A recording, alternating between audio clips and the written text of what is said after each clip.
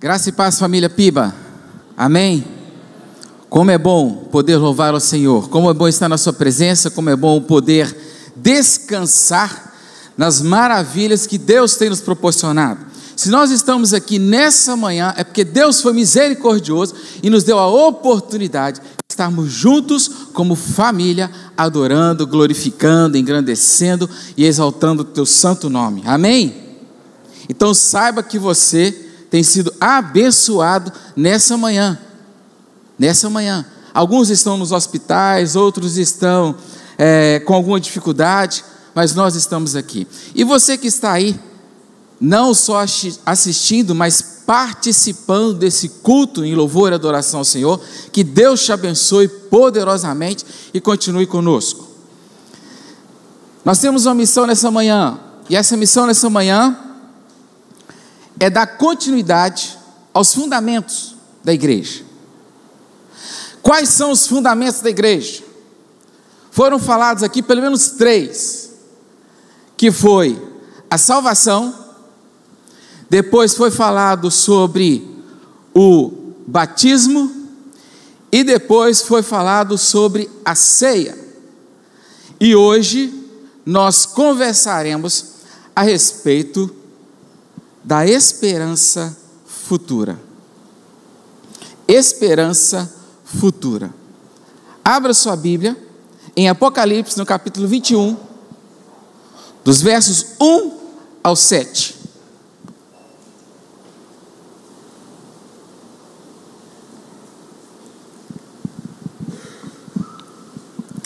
Quando nós olhamos para esses fundamentos da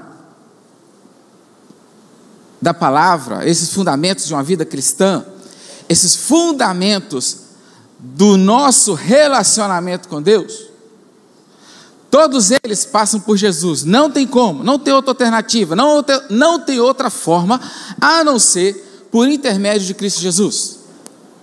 Se nós um dia fomos salvos, é porque Jesus nos resgatou. Se um dia nós somos batizados, é porque nós entendemos a salvação. E se um dia, ou se alguns momentos, nós também participamos da ceia do Senhor, da mesma forma, nós entendemos o sacrifício, nós entendemos o batismo, e nós entendemos de que esse momento de ceia é um momento que nos traz a memória, que nos traz o entendimento de que um dia nós somos resgatados, e nós reconhecemos o sacrifício de Cristo na cruz do Calvário. E o último fundamento, ou pelo menos nessa sequência, é a esperança futura. E a minha pergunta para você, querido, é o seguinte: qual é a sua esperança? Você já levantou um dia e já falou assim: qual é a minha esperança? Comprar um carro zero? Ter uma casa nova? Melhorar de emprego? Fazer um curso no exterior? Qual é a minha esperança? Qual é a minha expectativa? Em que eu tenho fundamento? Talvez você já tenha aí 5 anos de igreja, 10 anos de membro, 15 anos sentando no mesmo lugar. Talvez você não tenha feito essa pergunta, ou talvez essa pergunta mexe com você todos os dias: por que, em que, para que eu tenho esperança? E a nossa caminhada, ou através da nossa caminhada, ou por meio da esperança, nós caminhamos. Se nós temos um objetivo, se nós temos um alvo, nós corremos atrás, não é assim? Por exemplo, eu vejo os meninos aqui querendo fazer cursos na escola, medicina. Então eles batalham, faz cursinho, corre, e vê: não, eu tenho que lutar, tenho que conquistar. Eu quero comprar um carro, então eu tenho que economizar, eu tenho que fazer algumas coisas, eu tenho que deixar de comer a pizza, eu tenho que deixar de ir no restaurante, eu tenho que deixar de comprar aquela roupa, eu tenho que deixar, e tantas coisas. Por quê? Se tem um alvo, se tem um objetivo. E qual é a sua esperança, querido? Como cristão, como servo. E aí nós vamos para o texto. Apocalipse 21, nós vamos ficar no primeiro momento até o 7, depois a gente continua. Então vi, Então vi um novo céu, uma nova terra, pois o primeiro céu e a primeira terra tinha passado, e o mar já não existia. Vi a cidade santa, a nova Jerusalém, que descia do céu da parte de Deus, preparada como uma noiva, adornada para o seu marido. Ouvi uma forte voz que vinha do trono e dizia: agora o tabernáculo de Deus está com os homens, com os quais ele viverá. Eles serão os seus povos, o próprio Deus estará com eles e será o seu Deus. Ele enxugará dos olhos toda a lágrima. Não haverá morte, nem tristeza, nem choro, nem dor, pois a antiga ordem já passou. Aquele que estava sentado no trono disse: estou fazendo todas as coisas. E acrescentou: escreva isso, pois essas palavras são verdadeiras e dignas de confiança. Disse-me ainda: está feito. Eu sou o Alfa e o Ômega, o princípio e o fim. A quem tiver sede, darei de beber gratuitamente da fonte da água da vida. O vencedor, preste bem atenção, o vencedor herdará tudo isso. E eu serei o seu Deus, e ele será o meu filho. Deus, em nome de Jesus, fale ao nosso coração. Permita, ó Deus, que o teu Santo Espírito ache morada no nosso coração, na nossa mente, de tal forma que possamos, ó Deus, sair daqui nessa noite, entendendo um pouco mais da tua palavra e praticando aquilo que o Senhor requer de cada um de nós. Ó Deus, tire tudo aquilo que atrapalha essa comunhão, dá-nos um coração, ó Deus, voltado exclusivamente para o Senhor nesse momento. Em nome de Jesus. Amém e amém. Tem uma frase que é atribuída a Einstein. Eu não sei se essa frase é dele ou se colocaram dizendo que é dele, mas a questão é que lá, se você pesquisar, está escrito Albert Einstein, que nos diz o seguinte: nunca me preocupo com o futuro, muito em breve ele virá. Não me preocupo com o futuro, porque em breve ele virá. Muitas vezes nós ficamos preocupados com o nosso futuro. O que será de nós amanhã? O que será de nós semana que vem? O que será de nós mês que vem?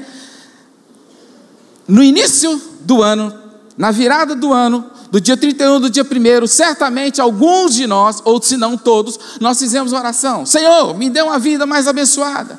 Senhor, me ajude a conquistar os meus objetivos. Senhor, me ajude a ser um melhor crente. Uma oração dessa foi feita. Hoje nós estamos no dia 28 de janeiro. Algumas pessoas já ficaram para trás e não conseguiram. Outras pessoas estão tentando. Outras pessoas já esqueceram. E o que você pensa do seu futuro? Qual é o objetivo? O que gera esperança na sua vida? O livro de Apocalipse é o último livro da Bíblia, nós conhecemos muito bem. Começa com Gênesis e termina com Apocalipse. Nós conhecemos muito bem essa sequência, essa história de quando começa e quando termina. Escrito pelo apóstolo João, que recebeu uma revelação de Jesus Cristo. E essa revelação nos diz exatamente os acontecimentos futuros. E o texto nos mostra a soberania desse Deus Todo-Poderoso sobre a história, sobre as nossas vidas e sobre o mundo. O conflito entre o bem e o mal, o julgamento de Deus sobre o pecado, a vitória final de Cristo sobre Satanás e a morte. Também João, quando nós lemos esse texto, ou o texto de Apocalipse, nós vemos também que ele afirmou a esperança e nos dá um consolo. Porque às vezes, queridos, quando nós lemos o livro de Apocalipse, tem gente que fica com medo. Eu já vi gente falando assim: eu não quero nem ler o livro de Apocalipse, porque tem medo. Ou então fala assim: eu não quero nem ler porque eu não entendo nada. E o livro de Apocalipse, ele nos deixa justamente o inverso de tudo aquilo que às vezes nós pensamos. Porque o livro de Apocalipse nos deixa um consolo, ele nos deixa um conforto, de que tudo aquilo que nós pregamos, tudo aquilo que nós fazemos, tudo aquilo que nós tentamos nos esforçar, é exatamente onde é o ápice e culmina naquilo que nós esperamos. E se você não tem o hábito de ler o livro de Apocalipse, aproveite e leia. Leia. O texto não pretende simplesmente satisfazer a curiosidade sobre o futuro. Não é essa a ideia do texto. Simplesmente satisfazer uma ideia daquilo que vai acontecer no futuro. Mas, na verdade, o texto, ele pretende trazer um fortalecimento à fé e à fidelidade de nós cristãos. Diante de tantas provações e tribulações que nós encontramos no nosso dia a dia. E ele também nos convida a se preparar para o futuro, que é a volta de Jesus. A esperança, portanto, é muito mais do que apenas uma expectativa otimista de um sucesso ou um resultado melhor, de uma situação que nós estamos desejando. É muito mais que isso. O mundo usa a palavra esperança, mas de uma forma incerta. Vocês já viram? Já perceberam? Eu espero que isso aconteça. Mas na verdade, ele sabe que a esperança dele é vã, é falha. Talvez isso, mas eu espero que isso possa acontecer. Não tem essa certeza. Obrigado, minha irmã. Estou abençoado. Muito obrigado. Isso não faz sentido nenhum quando nós não temos essa certeza, porque a certeza só vem quando nós temos Jesus Cristo, e que nós temos esse fundamento bem arraigado, como raiz no nosso coração. O dicionário bíblico de Strong, um dos dicionários bem conhecidos aí, para aqueles que estudam a palavra, ele traz essa palavra de esperança, uma palavra grega, que chama Elpis. E o que vem a ser esse tal de Elpis? Elpis nada mais, nada menos que é uma expectativa com confiança. É você esperar algo sabendo que vai acontecer. Você esperar algo sabendo que certamente no exato momento vai acontecer. Não é algo de talvez, não é algo se, não é algo quem sabe, mas é a expectativa de que algo realmente vai acontecer. O mais importante, queridos, porém, é que a esperança não é uma coisa, um sentimento, um objeto ou um modo de pensar simplesmente colocado. A esperança, na verdade, é a colocação da fé confiante em Jesus Cristo, que é a nossa única e total esperança. A esperança futura dos cristãos baseia-se na fé em Cristo Jesus, que morreu e ressuscitou para salvar a humanidade do pecado e da morte eterna. E não há outra forma. Os cristãos creem que Jesus Cristo voltará um dia para julgar os vivos e os mortos, e aqueles que o seguem, aqueles que forem fiéis, receberão a vida eterna. A Bíblia diz que essa esperança é uma âncora da alma segura e firme. É o que nos diz o livro de Hebreus, no capítulo 6, no verso 19. A esperança cristã também envolve a expectativa de que Deus cumprirá todas as suas promessas feitas ao povo dele. É por isso que quando nós lemos o livro de Apocalipse, isso não é para o pessoal lá de fora, não é para o pessoal que não conhece a palavra, não é para o pessoal que não tem esse entendimento. Quando nós lemos o livro de Apocalipse, isso é para mim e para você. É por isso que o livro de Apocalipse não pode deixar no nosso coração medo, angústia, terror, alguma coisa desse tipo. Quando na verdade o livro de Apocalipse tem que deixar no nosso coração a confiança, a credibilidade, a fé de um Deus que vai voltar e que vai nos buscar. E é essa confiança que nós precisamos ter. Essa esperança inspira nós que somos cristãos a viverem de forma ética, solidária, criativa, escatológica e sem apegar o passado ou se conformar com esse mundo. Nós até cantamos uma canção referente a isso. Tem um escritor, William MacDonald, ele diz o seguinte: não basta que mantenhamos firmes a verdade sobre a sua volta, mas essa verdade precisa nos manter seguros. A questão é, nós não podemos simplesmente, de uma forma teórica, compreender a volta de Cristo, mas isso precisa nos dar segurança. Estava conversando com a pessoa essa semana, eu falei, se você tem certeza de salvação, ele falou assim, mas como é que eu posso ter? Eu vou à igreja e tal, mas eu não sei se eu tenho salvação, mas você precisa ter. Ela falou, mas ninguém pode ter. Eu falei, pode ter. A Bíblia me garante que eu posso ter essa certeza. Mas você quer que Jesus vai voltar? Claro que eu creio, mas como que você não tem certeza da salvação? Você precisa ter. E aí começamos uma conversa.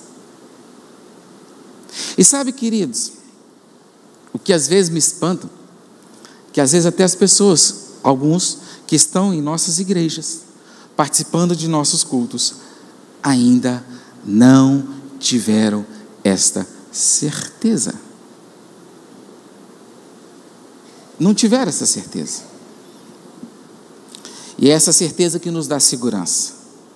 Nossa experiência de esperança pode ser afetada em algumas situações.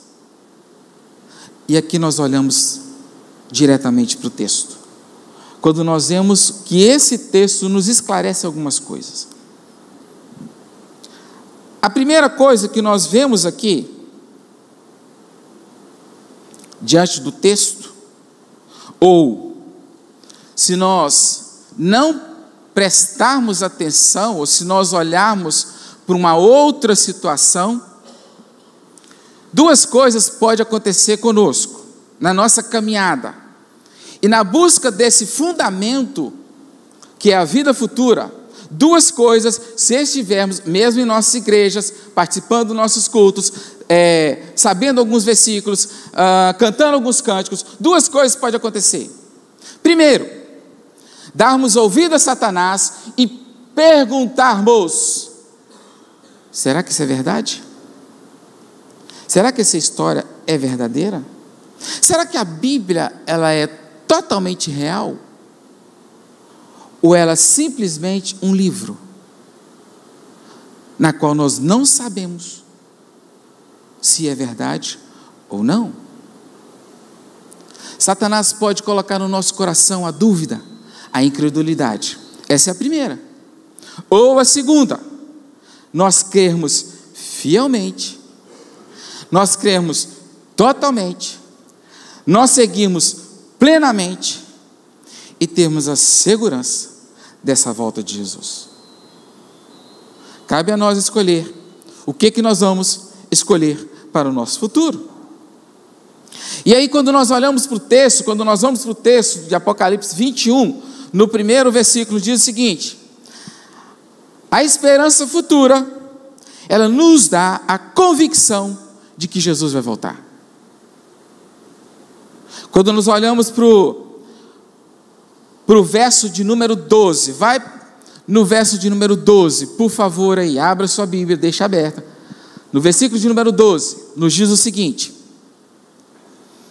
eis que venho sem demora, eis que venho em breve. No versículo 12,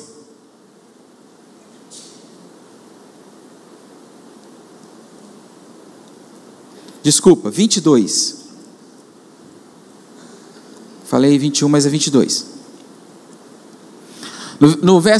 No capítulo 22, no verso 12, nos diz o seguinte: venho em breve. Em algumas versões fala, eis que venho em breve. Algumas versões, eis que venho sem demora. Capítulo 22, no verso 12. Tito 2, 13 nos diz o seguinte: enquanto aguardamos esperançosamente o dia em que será revelada a glória de nosso grande Deus, Salvador Jesus Cristo. Aguardo esperançosamente. A Bíblia relata quase 3 vezes mais a volta de Jesus do que quando ele veio no seu nascimento. Você sabia disso? Que a Bíblia ela relata muito mais a volta dele para buscar os seus do que quando ele veio nascer. É isso que a Bíblia nos traz. Devido ao alerta, às informações, às ideias, aquilo que nós precisamos ter no nosso coração, na nossa mente, a segurança para quando ele vier, nós não sejamos apanhados de qualquer forma. Em um mundo repleto de incertezas, o consolo dos cristãos, ou de nós que cremos em Cristo, é a bem-aventurada esperança que o Filho de Deus em breve voltará. Não temos dúvidas desse acontecimento. Cada dia que passa nos aproxima dessa volta. Nós precisamos ansiar por esse momento todos os dias. Todos os dias. Quando nós acordamos, nós precisamos ansiar por esse dia. Quando nós dormimos, nós precisamos ansiar por esse dia. Vivemos dias, queridos, tenebrosos, dramáticos, mas a nossa esperança está naquele que a qualquer momento voltará para buscar aqueles que são seus. A Bíblia nos oferece, ou a Bíblia não nos oferece um calendário de dia, nem mês, nem ano e nem hora, mas nos afirma que esse glorioso dia vai chegar. Isso pode ter certeza. A segunda coisa, quando nós olhamos para o texto, é que a esperança futura, ela nos traz a expectativa de um lugar preparado para aqueles que são salvos, ou que foram salvos. Existe um lugar para aqueles que foram salvos em Cristo Jesus. Aí nós vamos para o Apocalipse 21, no verso 1, quando nos diz o seguinte, João escrevendo: então vi um novo céu, uma nova terra, pois o primeiro céu e a primeira terra já não existiam, e o mar também não mais existia. E vi um novo céu e uma nova terra. Quando João escreve, ele diz que vê. Ele vê essa terra. Ele não diz que ouve. Ele não diz que sonha. Ele diz que vê essa terra. Este lugar não é fictício. Queridos, nem Steven Spielberg, na sua mais brilhante ideia, poderia fazer uma cidade tal. João poderia ver algo como o céu. E é interessante notarmos que vemos no texto e lemos sobre o mar. E por que o mar? O mar parece que está fora desse contexto, né? Mesmo a gente sabendo, né? Terra e mar, mas quando a gente vê, parece que está um pouco deslocado. Mas o mar aqui é exatamente um símbolo de separação, um caos, instabilidade de uma humanidade pecadora. Mas na volta de Jesus, esta separação não mais vai acontecer. Deus preparou esse lugar, e nesse lugar não haverá mais contaminação.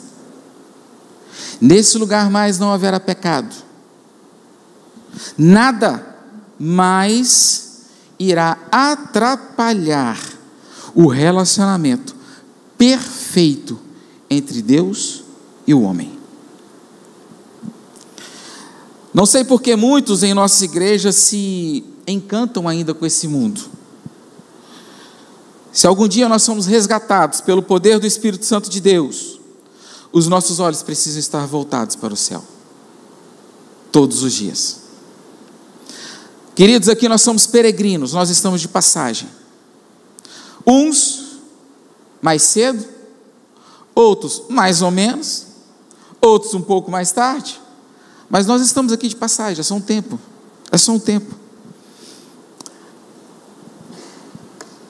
Tem um escritor que diz o seguinte: um dos maiores pregadores que a gente teve, o que a história conta também a respeito até Batista, que foi Criswell, ele, do século XX, inclusive, se você quiser pesquisar, ele fala o seguinte: o céu é um lugar preparado para aqueles que foram preparados para ele. O céu é um lugar preparado para aqueles que foram preparados para ele. Então, se você está sendo preparado, saiba que esse lugar já está preparado para você. Olha que bênção! Louvado, glorificado seja o nosso Deus. E essa é a segurança que nós temos. O lugar que chamamos de céu te espera, e estamos caminhando para lá. A cada dia, a cada passo que nós damos, segunda, na terça, a nossa caminhada é para o céu, até chegarmos lá. A expectativa às vezes nos gera quando nós temos uma viagem para fazer, quando nós temos algum lugar para ir. E da mesma forma, o lugar que está preparado para nós gera no nosso coração todos os dias essa expectativa de que um dia nós estaremos nesse lugar. A terceira coisa que nós vemos aqui diante desse texto: a esperança futura nos faz enfrentar o sofrimento. O versículo de Apocalipse 21:4 diz o seguinte: Ele lhes enxugará dos olhos toda a lágrima, e não haverá. Eu vou pular esse morte, segura aí um pouquinho, que eu vou falar isso mais na frente, mas segura aí. Ele enxugará dos olhos toda a lágrima, e não haverá, então pula o morte aí, nem tristeza, nem choro, nem dor. Todas essas coisas passaram para sempre. O mundo em que vivemos é um vale de lágrimas. Muitos, inclusive, já até sem esperança. Muitos sem esperança. Muitas vezes nós também perdemos as nossas forças. No nosso dia a dia, a gente recebe tantas coisas, somos às vezes influenciados por tantas coisas, ou absorvemos tantas coisas, que às vezes falta força, ou forças.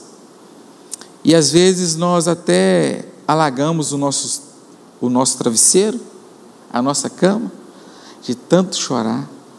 E às vezes até questionamos: por que que isso aconteceu comigo? Por que que isso está acontecendo? E certamente as lágrimas vêm. Choramos por nós, choramos pelos nossos filhos, choramos por nossa família, choramos por nossa igreja, choramos por nossa nação. Vários e vários e vários motivos que nós choramos. Entramos no mundo chorando e saímos dele chorando. E assim, queridos, quando a Bíblia, ela nos dá essa segurança, essa certeza, essa esperança futura, é que não haverá mais choro. Naquele lugar preparado já para cada um de nós, nós não veremos mais ninguém chorando, reclamando. As coisas velhas já passaram. Deus fez tudo novo. Nas ruas de Jerusalém, nós não veremos ninguém lamentando por causa do salário. Ninguém reclamando por causa da economia. Ninguém reclamando por causa da política, pela falta de paz, ou entristecido por algum acidente ocorrido, por alguma situação adversa. O próprio Deus é quem vai enxugar todas as lágrimas. E as tribulações dessa vida passarão para sempre. Passarão eternamente. Porque não haverá mais lágrimas. A quarta coisa que nós vemos diante desse texto: a esperança futura agora nos ensina a renunciar tudo o que há nesse mundo em favor de uma herança infinitamente melhor do que a terrena. Infinitamente melhor. Nós vemos que Jesus, ele nos alerta a juntarmos tesouros no céu e não na terra.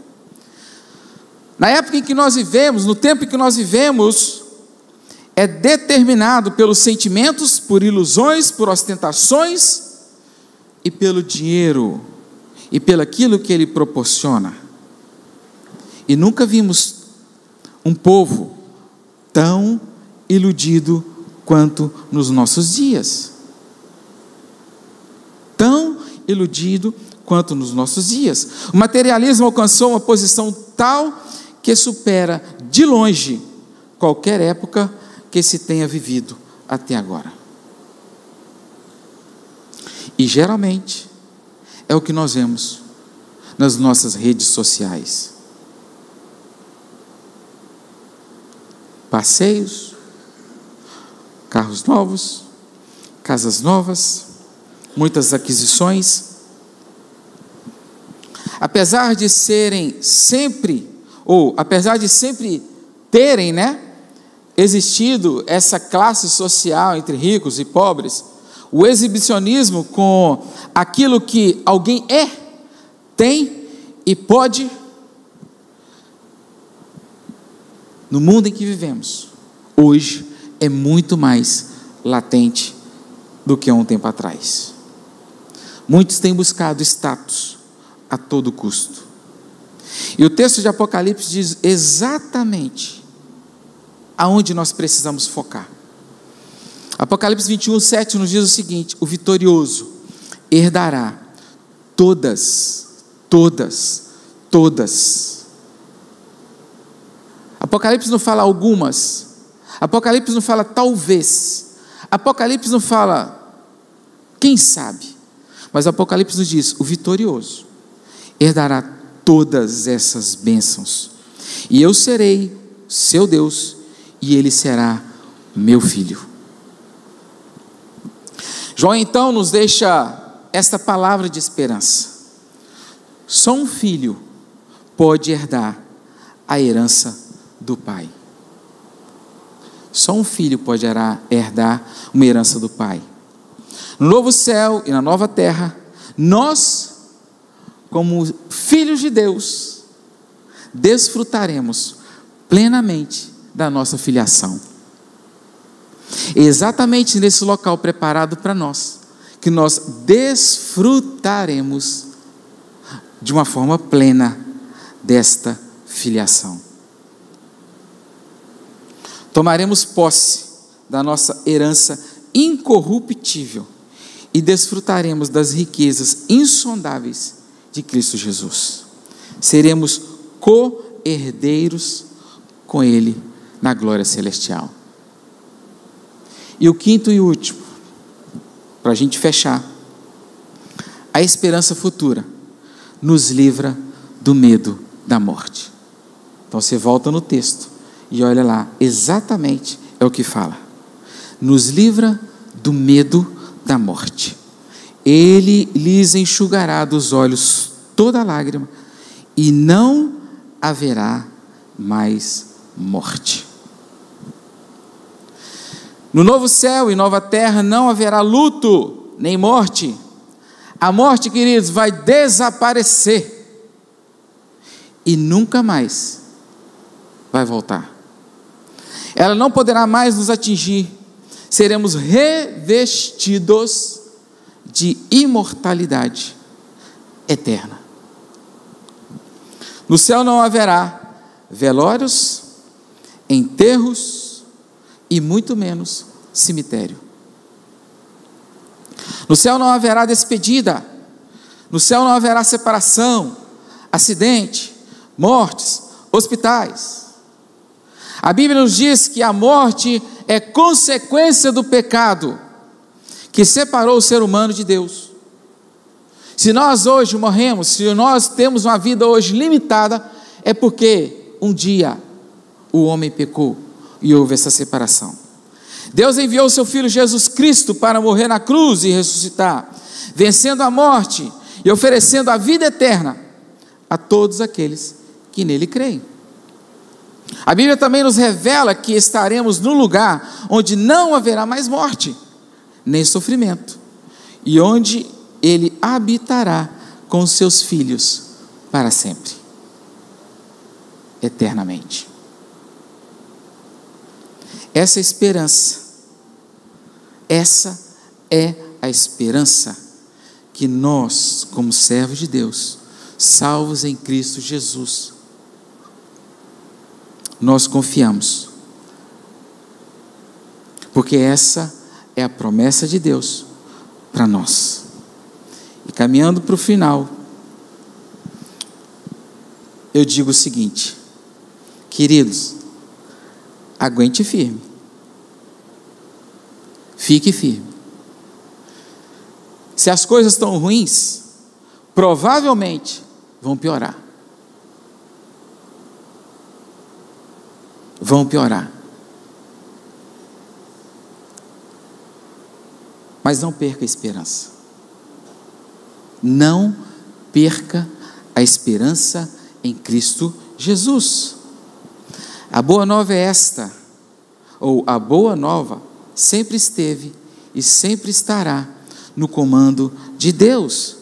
E é Deus quem terá a última palavra. É Ele quem dirige a história.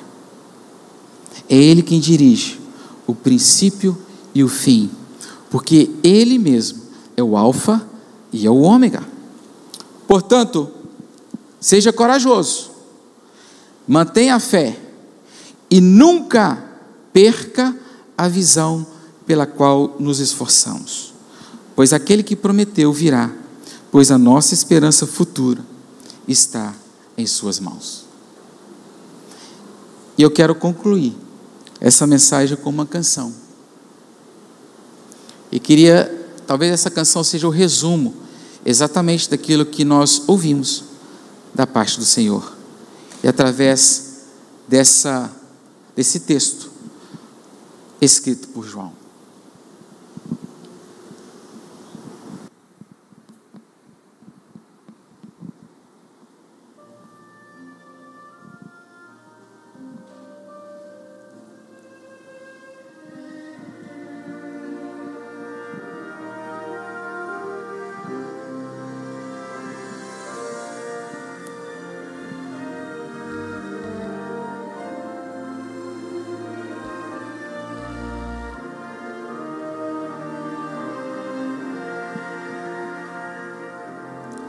Em breve sei, céus e terra irão passar.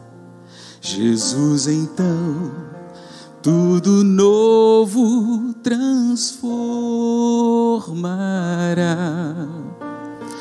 E todo mal que nos aflige aqui não mais existe. Chegamos ao fim. Não mais dor, só o bem, só a paz. Não mais noites também. Louvo a Deus por seu amor, viveremos na luz de Jesus, Senhor. Já posso ouvir os louvores da multidão, já posso ouvir a mais bela e feliz canção, e o grande livro aberto está, e posso ouvir o meu nome chamar. Não mais dor, só o bem, só a paz. Não mais noites também. Louvo a Deus por seu amor. Viveremos na luz de Jesus, Senhor. Já posso ver as mansões que me preparou.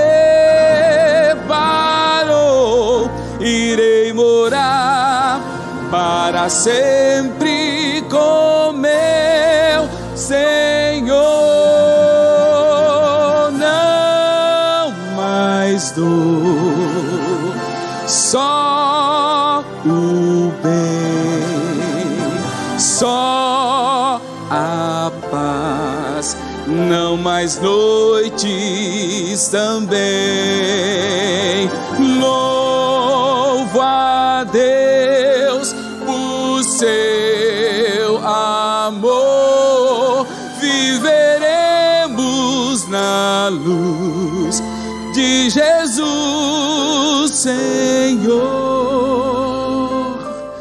Viveremos na luz de Jesus, Senhor.